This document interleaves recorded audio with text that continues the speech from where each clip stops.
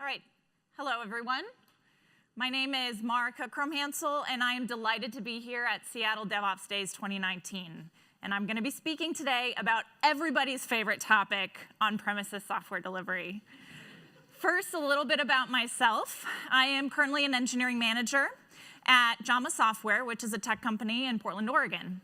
I manage the continuous integration and continuous delivery toolchain, as well as our software releases. My background is actually in applied mathematics, and after grad school, I spent some time in customer support. I highly recommend that everyone spend some time in customer support.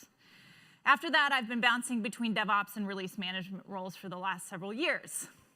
Outside of work, I like to practice emergency preparedness with my neighborhood emergency team in Portland, and I also perform with an Estonian folk dancing troupe.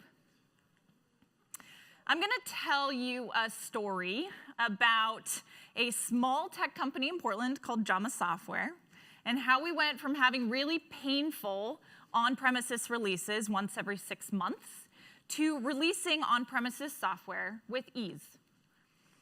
Jama makes requirements management, test management, and risk management software for customers, for companies who are building complex products that often involve both a hardware and a software component. So the automotive industry, medical devices, semiconductors, and aeronautics and space. We build a Java-based web application that is about 12 years old today. And we have deployed this application to both cloud and on-premises customers essentially since the beginning of the company. It's a monolith, so for a long time, what that meant was we just delivered a .war artifact to our on-prem customers. And, I want to defend this decision because it made perfect sense at the time. Our on-prem customers loved it. They could install it on whatever web server they wanted, and we were able to vertically scale our application in the cloud to meet, most of our customer use cases. It was simple, we didn't over-engineer our solution, and it paid the bills for, several years. However, there were some downsides to this. Although we were building and testing and shipping our cloud releases on a monthly cadence, we were only building, testing, and shipping our on-prem releases once every 6 months. And as you can imagine, this was a horribly waterfall process where we would cram a bunch of manual regression testing at the end of this 6-month cycle, and we would inevitably find a ton of issues. Development teams would have to be yanked off of what it was that they were working on. Everyone would run to the fire and brute force an on-prem release across the line. It was awful. It was exhausting, and nobody liked it. Additionally, we were seeing some customers in our cloud environment starting to push the limits of what our vertically scaling application could handle. And in fact, our business strategy was to start going after more of those larger customers, those enterprise scale customers for our cloud offering. And we knew that we were not going to be able to vertically scale to meet those customers' demands. And so 4 years ago, we made the business decision that we needed to invest in horizontally scaling scalable architecture in our cloud environment. At the same time, we had to continue to offer an on-prem solution to those customers. Before we go too much further, I want to make sure that we're operating from a common set of definitions. So when I say cloud, what I mean is SaaS, or software as a service, and that's where the software vendor delivers software as a service to their customers, who then access that software via an online internet connection and pays for that service via monthly or annual subscription. The customer doesn't have to install anything onto their own hardware, and the software vendor serves all customers from one set of kind of cloud infrastructure, notwithstanding regional redundancy for high availability and whatnot. When I say on-prem, what I mean is that the software vendor delivers a package to their customers that contains the entire application, and then the customer installs that application onto their own hardware, where they have to manage the upgrade schedule, they have to implement monitoring, and the software vendor typically has absolutely no visibility into that on-prem system. Sorry. There is another option in this area called managed hosted, and that's essentially where the software vendor stands up a private cloud install for every customer. So this customer gets a private cloud, and this customer gets a private cloud. But I'm not actually going to talk about that option in today's talk. So my first piece of advice for any cloud software provider out there is to avoid offering an on-prem option if at all possible. And that's because offering a dual deployment model is extremely expensive. It's expensive in terms of time. It's going to double the amount of time it's going to take you to develop and test any new feature. And you also need to factor in the amount of time it's going to take you to backport every single critical defect fix and security patch to every fully supported on-prem version of your software. It's not insignificant. It's expensive in terms of people. You may end up needing to double the size of your engineering team in order to support a dual deployment model. And regardless of what you decide to do with your engineering team, you are absolutely going to have to hire a highly trained customer support organization, because on-prem customers just need more customer support. It's going to be expensive in terms of technology, because having a dual deployment model means that you can't cost optimize your infrastructure or your technology for either deployment model, and it actually does kind of mean you end up carrying around more tech debt than you would otherwise. Despite that, there may be reasons you can't avoid on-prem. And in particular, you may be going after a target customer or target market that cannot use your software in the cloud. And an example of this type of customer may be one that needs to control their own software upgrade schedule. And these tend to be folks in highly regulated industries that potentially they're keeping their intellectual property in your software, and they need to prove to their own auditors that the integrity of that data remains safe after every software upgrade. And so for that customer, what that means is setting aside time and people to stand up a sandbox environment, do a test upgrade, run their data integrity tests, practice their rollback process. And obviously, this is a really time-intensive and expensive process that the customer might only be able to afford to do once every 2 years. They definitely cannot consume your cloud releases any more often. You may be going after a customer that is extremely paranoid about security, because they are operating in a market where any leak of their intellectual property could mean disaster for the company. And an example of this is actually the semiconductor industry. And so they tend not to trust the cloud with their intellectual property.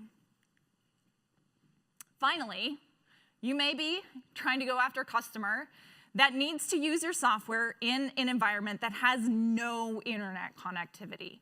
And an example of this type of customer may actually be a defense contractor that needs to operate in sensitive compartmented information facilities, or SCIFs, which are essentially concrete or steel bunkers that you need security clearance in order to enter. And they have computers inside of them, but those computers have a gap of air between them and the rest of the internet. Another reason you may not be able to avoid on-prem is because you are a small or struggling startup and you're strapped for cash, and a big customer comes along and promises to pay you a lot of money if you offer an on-prem option for them. And at this point, it becomes a business decision to whether you're going to offer an on-prem option or not. Here are some things to consider as you are planning to offer an on-prem option. Where do you bifurcate? And you can make the decision to bifurcate your application code base so that you have a more cloud-native version of your application and a more on-prem friendly version of your application. And in fact, Atlassian recently just gave a talk at the AWS reInvent conference where they described how they bifurcated the Jira code base so that they have a cloud-native version of Jira and a more on-prem version of Jira. And they also went on to describe that in order to accomplish this, they have split their engineering team completely in two, and there is a completely different product backlog for each of these two options and product priorities. And so essentially, by bifurcating your application code base, you're splitting your product into two completely different products. So this is not a decision to be taken lightly. If you don't bifurcate your application code base, you're at the very least going to need to split your deployment pipeline so that one fork of your deployment output goes to your cloud type of environment, and the other one goes to your on-prem packaging, whatever that is. Can you do microservices? I'm not going to lie. Offering an on-prem option does severely limit the architectural choices that you can make for those on-prem customers. And in particular, you probably can't ship an on-prem option that relies on a specific serverless computing component in a specific cloud provider. But yes, you can ship more than one artifact to your customer that together makes up a working version of your software. But can you Docker? Yes, you can Docker. But if you're shipping more than just one Docker container to your customers, if you're shipping a collection of Docker containers to your customers as a working version of your software, you need to think about what the experience is going to be for your customer to download all the correct Docker containers, stand them up, and configure them correctly. And yes, you could ship them a Docker Compose file or Docker Swarm configuration, but perhaps your customer has never seen Docker before in their life. I mean, these are enterprise on-prem customers we're talking about. And so you may consider shipping some type of installation wizard or automation together with your Docker containers to help the customer through this process. Well, now your installation wizard is another on-prem product that you've just shipped to your customers that needs to have its own product lifecycle. It's going to have enhancement requests. And so how to help your customer through a Docker install on their hardware is something to think really carefully about. How many different kinds of customer environments are you going to fully support? What flavors of operating systems and databases, and how much system resources does your application need? And every time you add a new flavor of any of these things, you're just multiplying your test plan by like a ton, because you've got all the combinatorics of like, well, this whole suite of operating systems over here and this whole suite of databases over here. So you definitely want to limit. You don't want to promise that you support the world. You want to limit that. But every time you remove one operating system from your list of supported software, you are potentially losing business. You also need to consider how it is that you're going to be able to ensure you can hotfix a release that is 12, 18, maybe 24 months old. And this is where rigorous release management practices are actually going to be really helpful so that you can identify exactly what was shipped to the customer as a release of your software, what code went into making those artifacts, so that when you go back to fix that critical defect, you're only fixing that and you're not shipping them accidentally more than what they bargained for. One thing that I will say that we found really helpful is versioning the build pipeline definition together with the source code that it's supposed to be building and packaging will ensure that you can actually package and deliver that hotfix to your customer after 24 months. My second piece of advice is that if you can't avoid on-prem, at least try to limit complexity. 4 years ago, when JAMA decided that we needed to invest in horizontal scalability of our cloud infrastructure, we committed to shipping the same core application code base to both our cloud and our on-prem customers. And we did this for two reasons. First, we wanted to ensure a high level of quality for both our cloud and on-prem customers, because anytime we make a defect fix or UI enhancement to our application, we're making it in just one place, and that gets delivered to all of our customers. If we had two kind of parallel application code bases, we would be in a cherry picking and keeping track of the merges and needing to re-architect this fix for this architecture, and it would just get very messy. We also made the decision to ship a single shared code base so that we could reuse as much as possible our existing engineering and QA resources, because the application is intended to work the same depending on, regardless of whether you're in the cloud or whether you're on-prem. The way we did this is by packaging up our application and all of the supporting services as Docker containers. So we ship the same Docker containers to both our cloud and our on-premises customers. A working version of our on-prem software consists of 6 Docker containers: the core monolithic app, the search service and Elasticsearch containers, a true microservice that just does item version comparisons, and then a couple more containers that tailor the multi-tenanted cloud logic for a single-tenanted install, on-prem install. We do run additional Docker containers in our cloud environment, such for like monitoring and caching and other things, but our application is entirely capable of running in the absence of those as well. We then ship these Docker containers to our on-prem customers using Replicated. Replicated is a third-party tool that we use that allows us to ship our container-based cloud application to our on-prem customers as a private install on whatever hardware they want to use. There are a couple of different ways to use Replicated, but this is how we use it. On the customer side, the customer downloads and installs the Replicated admin console onto the hardware that they intend to use to run our application. And this admin console, they also download the licenses not only to use Replicated, but they also download the licenses that they need to run our software.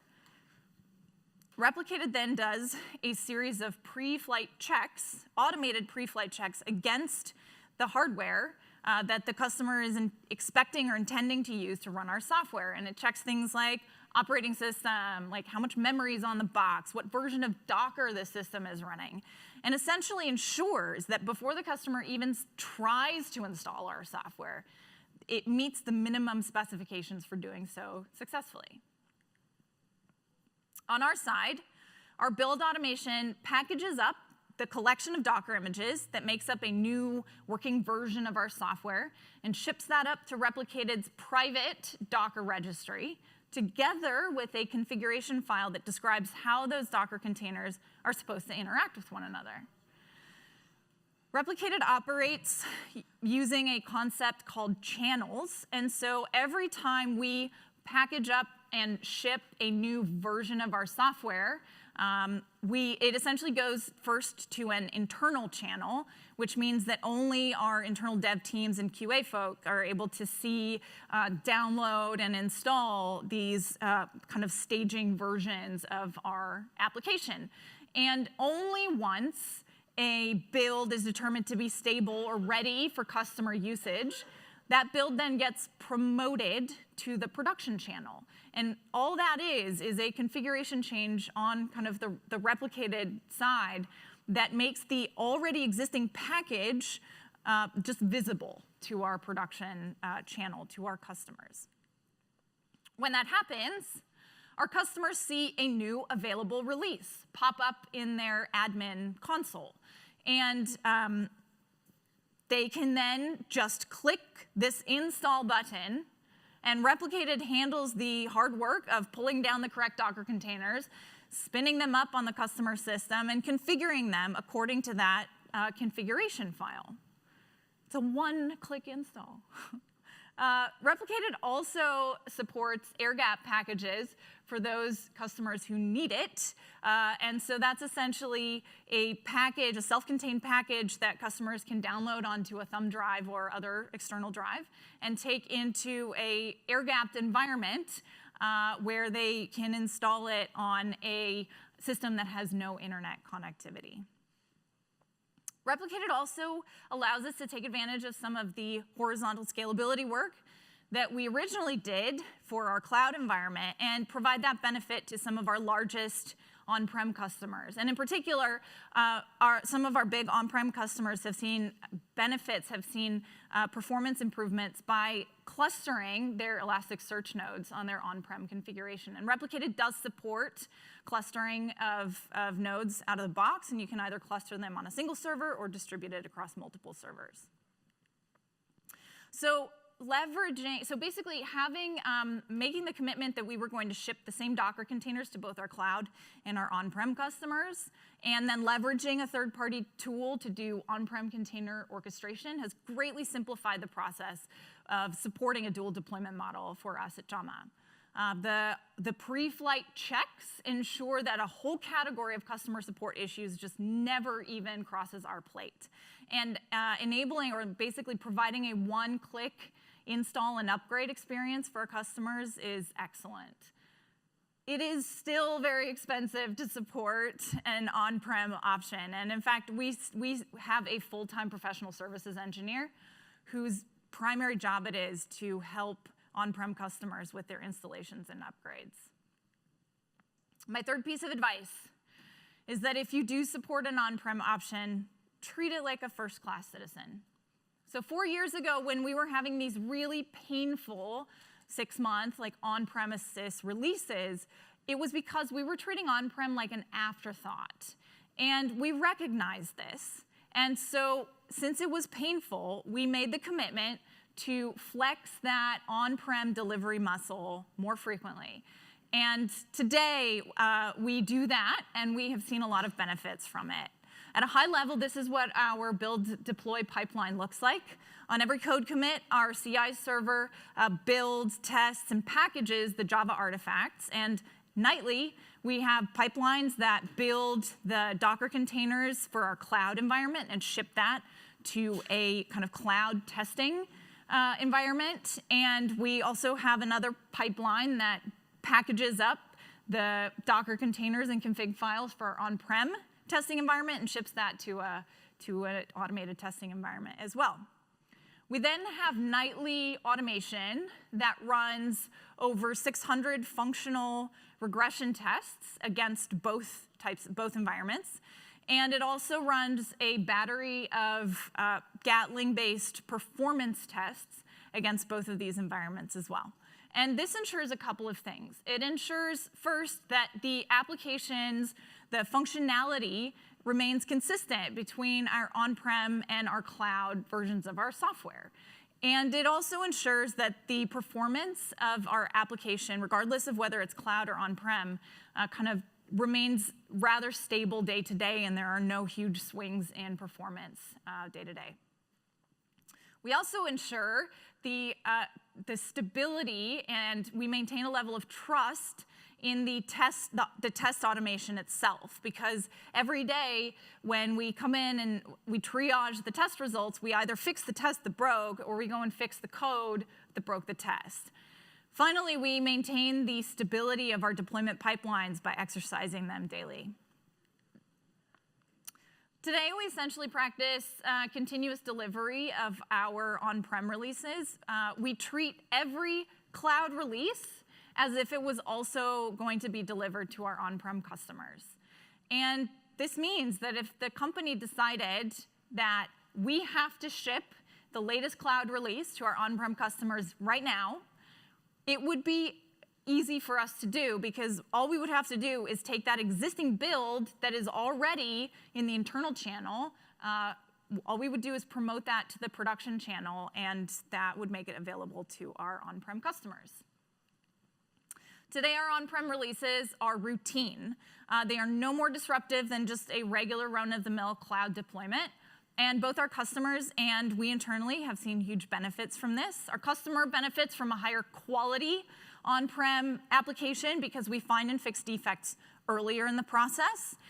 They are also ensured of a consistent level of application functionality between the cloud and on-prem versions, and they are able to receive hot fixes and patches much faster because we are exercising that deployment pipeline daily. Benefits to us are an improved quality of life because on-prem releases are no longer this major disruption to our engineering teams.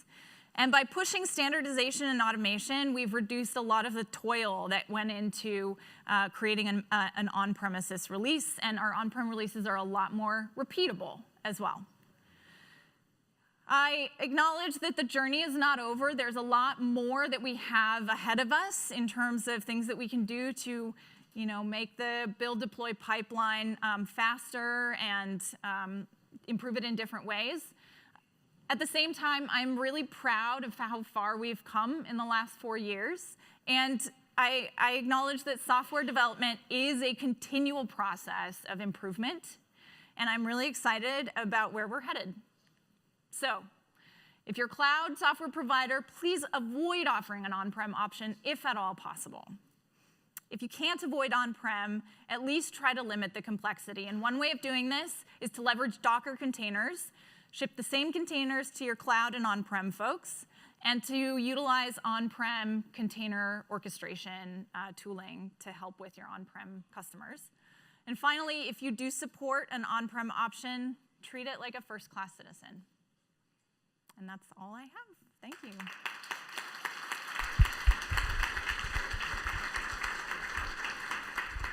Thank you so much, Maarika. That was great. We have time for a question or two if anyone has one. Okay, right here in the front.